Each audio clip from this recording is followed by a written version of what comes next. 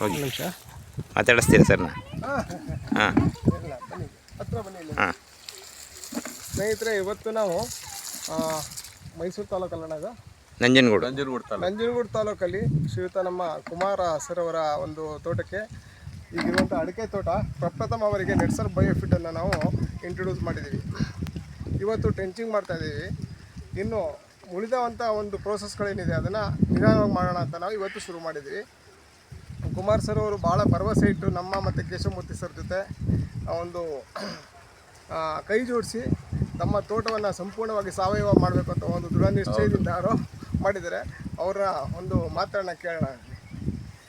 Sir, ನೆಟ್ಸರ್ Biofit ಬಗ್ಗೆ ನಿಮ್ಗೆ ಹೇಳಿದ ತಕ್ಷಣ ಒಪ್ಕೊಂಡ್ರಿ, ಭಾಳ ಖುಷಿ ಆಯಿತು. ನೆಟ್ಸರ್ ಬಯೋಫಿಟ್ ಅವರು ನಮ್ಮ ಕೇಶವಮೂರ್ತಿಯವರು ಮೊದಲು ನಮಗೆ ಅವರು ಹೇಳಿದರು. ಅವ್ರ ನಂತರ ಅವ್ರ ಮೂಲಕ ಕೆಂಪೇಗೌಡರು ಪರಿಚಯ ಆದರು. ನನಗೆ ಸಾವಯವ ಮಾಡಬೇಕಂತ ಮೊದಲಿಂದನೂ ಆಸೆ ಇತ್ತು, ಆದರೆ ಸರಿಯಾದ ಮಾರ್ಗದರ್ಶಕರು ಸಿಕ್ಕಿಲ್ಲ. ಹಾಗಾಗಿ ಇಷ್ಟು ದಿನ ನಾನು ಸ್ವಲ್ಪ ಈ ತೋಟನ ಬೆಳವಣಿಗೆ ಮಾಡೋದು ಶ್ರಮ ಪಡ್ತಿದ್ದೆ ಹೊರತು ಏನು ನನಗೆ ಉಪಯೋಗ ಆಗಿರಲಿಲ್ಲ. ಈಗ ಇದು ಮೊದಲನೇದಾಗಿ ಡ್ರೆಂಚಿಂಗ್ ಮಾಡಿಸ್ತಾ ಇದ್ದೀನಿ. ನನಗೆ ನಂಬಿಕೆ ಇದೆ ಈ ಗಿಡಗಳು ಎಲ್ಲ ಉತ್ತಮವಾಗಿ ಫಲ ಕೊಡ್ತವೆ ಮತ್ತು ವೃದ್ಧಿ ಆಗ್ತವೆ. ಮುಂದೇನು ಸಾವಯವ ಮಾಡ್ಕೊಂಡು ಹೋಗ್ತೀನಿ. ತಾವು ಕೂಡ ರೈತರೆಲ್ಲರೂ ಸಾವಯವಕ್ಕೆ ಬಂದರೆ ನಮ್ಮ ದೇಶದಲ್ಲಿ ಈ ಮಾಫಿಯಾ ಆಗಲಿ ಅಥವಾ ಮಣ್ಣು ಭೂಮಿನ ಉಳಿಸ್ಕೊಳ್ಳೋ ಬಗ್ಗೆ ನಾವೆಲ್ಲರೂ ಪ್ರಯತ್ನ ಪಡಬೇಕು ಅಂತ ಕೇಳ್ಕೊಳ್ತೀವಿ. ಥ್ಯಾಂಕ್ ಯು ಕುಮಾರಣ್ಣ, ಧನ್ಯವಾದ. ಯಾಕೆಂದರೆ ವೃತ್ತಿಯಲ್ಲಿ ಇಂಜಿನಿಯರ್ ಆಗಿ ಕೆಲಸ ಮಾಡಿ ಎಷ್ಟು ಸರಳ ಸಜ್ಜನಿಕೆಯಿಂದ ನೋಡಿದ್ರೆ ಗೊತ್ತಾಯ್ತು ನಮ್ಮ ಜೊತೆ.